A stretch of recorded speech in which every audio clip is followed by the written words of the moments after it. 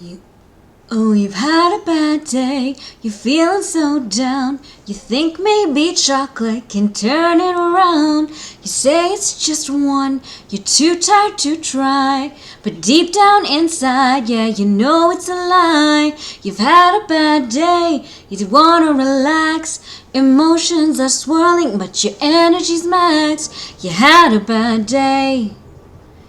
Oh, it's just one bad day.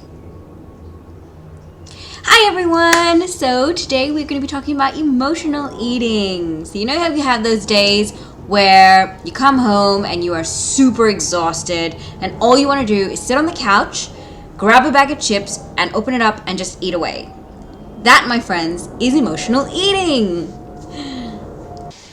Now, the first thing to know about emotional eating is that it's a habit. It's not something that's ingrained in you. It is definitely something you can change, but it's built up over years and years of connecting food and emotion.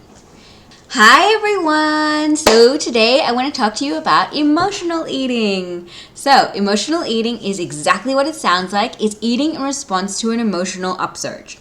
So what does that mean? When you're feeling stressed, sad, anxious, tired, bored, any of those negative emotions that you just kind of want to appease or get rid of or squash down, you start eating. It's that simple. The first thing to note about emotional eating is that it's a habit. It's actually not something that's inbuilt and ingrained into your genetic code. It's something that's very easily fixed. It takes time and effort, but you can reverse emotional eating. Emotional eating may seem really tame on the surface, but the thing is, it can lead to really serious problems such as binge eating, eating disorders, or even just... So today I want to go through 4 strategies you can use to combat emotional eating.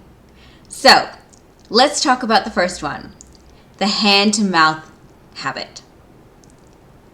You know when you're watching a movie and you have a bowl of popcorn and the movie started and you just keep going into the bowl, putting your hand into the bowl, putting it to your mouth, putting your hand into the bowl, putting it to your mouth, putting your hand into the bowl and putting it in your mouth. And the next thing you know, all the popcorn is gone.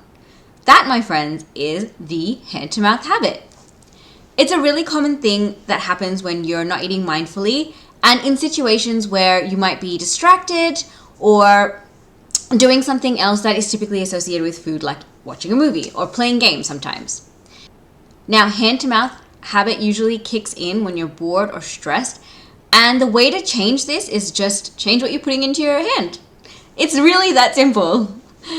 So some of the best options to substitute for your current eating habits would be berries, because they're very easy to pick up and put into your mouth. Nuts are another really great one. They have a lot of protein and high healthy fats, so they promote fullness and keep you fuller for longer. And especially if you're eating between meals or as a response to boredom, increasing your satiety can be a great way to reduce your tendency to go to food.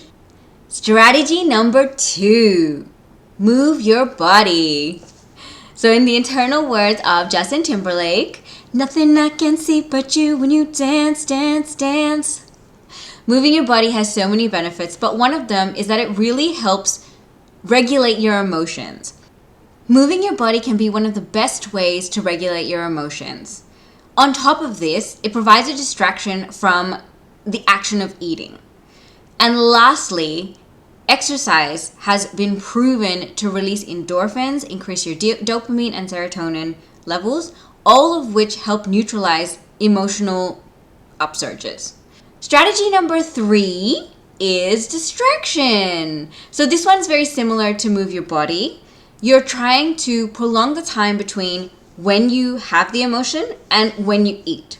And the way distraction works is you distract yourself. Really, there's no way else to explain that one.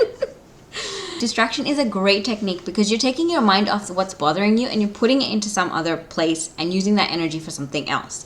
So my recommendation for this particular strategy is I like using things that are on my to-do list as my distraction. And the way I utilize that is just picking something off my list and then going and doing that. And at the end of that, what I usually find is that my emotional upsurge has calm down a little bit because I've taken my mind out of that state and I've put it and directed that energy into something else. So the main important point with distraction as a technique and a weapon in this situation is to try and choose activities that do not have any association with food. Steer away from activities that are typically associated with food, such as watching a movie or playing games or even cooking sometimes. That can be a bit of a trigger point because you're around food. So you kind of want to use distraction as a way to remove yourself from the environment of food. For example, washing the clothes, playing with your kid, or vacuuming, those kind of things. If you don't want to do that and you just want to do something fun, reading's a really great option, playing board games with friends, or even just calling someone and having a chat on the phone. The last technique is a great one to use, especially if you're a more advanced player. So you've already tried some of the other techniques that I've mentioned, you know you're an emotional eater, and you're kind of at the point where you're like, okay, I should start seeing what's causing my emotional eating habit, and I want to start shifting the emotional eating part of it to another activity and moving away from that food association between food and emotion. So what we want to do is start identifying the emotion that's underlying the behavior and then find a way to satisfy that emotion that does not involve eating. So let's say, for example, you're a stress eater. Well, the emotion underlying that is stress. And the way you could alleviate that stress is by using weapon technique number 2, moving your body, or doing something like meditating or drinking a cup of tea, which satisfies both distraction techniques and also hand-to-mouth habit. The other thing I would suggest when you're using this is to write it down. So I love writing stuff down because it takes it out of your brain. And sometimes just the act of writing it down and taking it out of your brain can help that emotion come down because you are acknowledging that this is something you are feeling. And once you've taken something out of your brain, sometimes it actually just disappears. It doesn't want to be there. It's just hanging around because you're ignoring it. The simple act of identifying the emotion behind your emotional eating can be a real game changer because once you start identifying the emotion, you can find different ways to appease it. So, if you're an emotional eater and you're looking to change that behavior, give these 4 things a try and let me know how you go in the comments below. Bye!